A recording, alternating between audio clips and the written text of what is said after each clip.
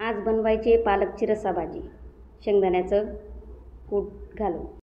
कढई गॅसवर ठेवली, त्याच्यात 3 पळी तेल घातलं, जिरं आणि मोहरी फोडणीसाठी घातली। त्याच्यात पालक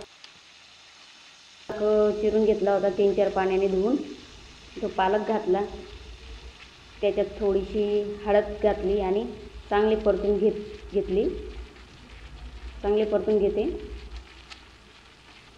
परतून घेतली। आता आपल्याला भाजीला जेवढं पाणी लागेल तेवढं पाणी घालायचं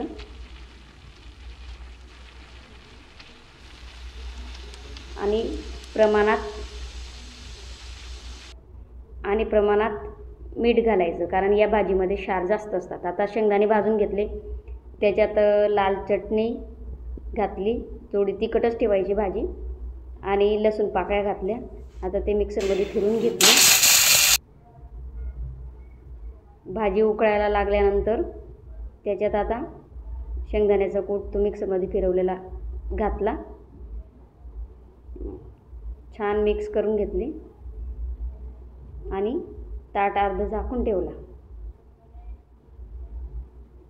भाजी उकळायला लागली, ताट काढला आणि पाहू शकता तुम्ही आपली पालकची रस्सा भाजी तयार। छान आणि झणझणीत अशी एकदा करून पहा।